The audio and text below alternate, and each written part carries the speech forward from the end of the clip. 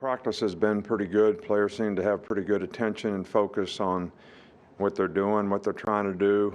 This is a difficult preparation on both sides of the ball because of the way they play on defense is a little different, and their offense is very multiple, and they do a good job of taking advantage of whatever you do on defense. So, our players have been really good. I talked to the players afterwards about you got to be accountable for your actions because there's always a day of reckoning. And if you do the right things, you have the right effort, you have the right habits, you do the right things, you have the right words, you're accountable to everything that you do, all right, then your reckoning is always good. When you don't do that, sometimes things don't work out so good, when the reckoning comes. So, this is probably the first big game that we've had here for now like a year and a half because of last year's COVID. I know we've had a couple home games, but this is an SEC game at home for the first time in, a couple years. And I hope our fans are excited about it as our team is. We're playing a really good team. They've got a lot of really good players. They do a great job in execution, and it's going to be a real challenge for us. And, we played down at Florida. I mean, it was really, really tough on our team, and you could tell. So, hopefully we can make it a little bit that way for their team. And, we're just excited to be playing in a big game at home in our stadium against a good team. And hopefully our fans, our players, and everybody will have great passion and enthusiasm, for this game. This is college football, mental health week. We're part of the Helsinki for Hope group, always have been very, very supportive of the family and the cause. So we're proud to be a part of that awareness this week as well. Okay, Coach, we'll start with Nick Kelly in Tuscaloosa. Nick? How important is it for the play-action game to be effective for what you guys want to do offensively? Well, I think play action is always a good thing. I mean, it's got to tie into the running game, and I think, when you can draw the defense forward when you're trying to throw the ball vertically, it's always a positive thing. I think when they drop more guys, it gets a little bit more difficult, but I still think it's got to be a big part of what we try to do. Go to Michael Casagrande. Yeah, you've talked about the mismatch your tight ends have created defenses this year. How would you say your defense has managed opposing tight ends? Look, I don't think, I think the couple times the tight end has caught balls against us at Florida and in the last game, it was because of our sort of lack of execution, not necessarily because the guy, mismatched somebody physically. Obviously, when we played Florida last year and they had Pitts, that was a mismatch. And they took advantage of it, and we didn't do a very good job on him. But we haven't really had a guy like that this year. Last year, Ole Miss's tight end was a problem for us. So they use the tight end effectively. They play four wideout sometimes and use a receiver like a tight end, and he's very effective. So we're going to have to be very aware of where that particular guy is relative to their play action passes. We'll go to Aaron. Lane Kiffin comes from a football family. I wondered, did your career ever intersect with Monte Kiffin at any point? And when it came out, what did it do to football? How inventive was the Tampa 2 he was sort of kind of co-credited with? Well, I think, Lane's dad was really instrumental in a lot of things. I remember, I think he was at Nebraska way back when I first started coaching. I can't remember if I was at West Virginia. I think I was at West Virginia, and we went and visited him, and Pete Carroll was actually with him at the time.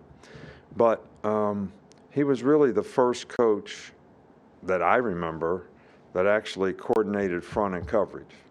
Where you overshifted the front one way and balanced the coverage back the other way, and tied it together in a way that it was very, very effective. And then he gets a lot of credit, when he was in Tampa for, Tampa 2, which I think he was the first person to do that, and it caused people a lot of issues, for a long time. So I always had a ton of respect for, Lane's dad, Monte. He visited here a few times when Lane was here, and I just think he's wonderful man, and his legacy as a coach is not necessarily because he won a lot of games or was a great head coach, but what he did to impact the game was probably as significant as anybody I know. We'll go to Charlie Potter. Hey, Coach. Last year, you said you felt like you were always one play behind the Ole Miss offense. Just what's key in practice this week to try to combat that this time around? Well, I think the players got to get lined up. We can't do too much. Last year we were a young group. They were going fast. We had trouble getting lined up. We were out of position a lot of times. Because we were out of position, we missed a lot of tackles. So I think that we have to play fast. We have to get lined up. Everybody's got to be able to focus on their responsibility, because these guys are really good at executing what they do. So you have to be really good on defense at executing what you do. And making mental errors because you're not lined up correctly or don't have good communication is something they'll take advantage of it every time. Okay, we got two more. We'll start with Mike. How much similarity do you think there is between what Lane does now and what Ole Miss was doing 6, 7, 8 years ago under Hugh Freeze? I think there's probably some similarities, but I think this is pretty unique in terms of, kind of what they've put together, how they do it.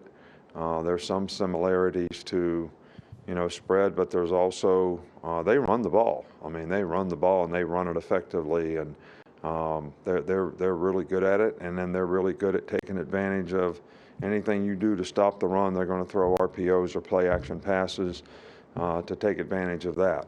They have man beaters when you play man to man. So it's very well orchestrated offense, but it's also not only well conceived, but it's also very well implemented, in the game to take advantage of what the defense is doing.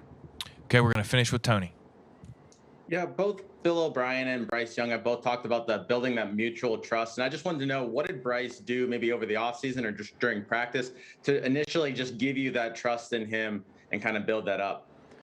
Well, I think that anybody trusts anybody because, first of all, they respect what they do. They're accountable to what they do. They do what they're supposed to do. That's as a person, as a student, as a player on the field. And that's how you develop respect for someone as a competitor and as a player. And then when they do that over time, that's what, you develop trust. That the guy's going to do what he's supposed to do because he's done it over and over and over again. And I think that's how his teammates, develop trust and respect. You could go down the list of guys on our team. They probably would never tell you if you ask them, but they all know who they can trust that's going to run the right route and catch the ball at the right depth and all that. And they probably know some of the guys that they can't trust to do that. And it's because those guys have not been accountable to do it the right way on a consistent basis. So then the result is kind of the reckoning based on what happens when you go perform, which is every game that we play. So I think that's how anybody gains trust, that you do things the right way over a long period of time, and people come to find out, hey, you can believe what this guy says. He says what he means. He's going to do what he says, and he'll go out and execute it every day, and that's how you develop trust. I think that's how anybody develops trust.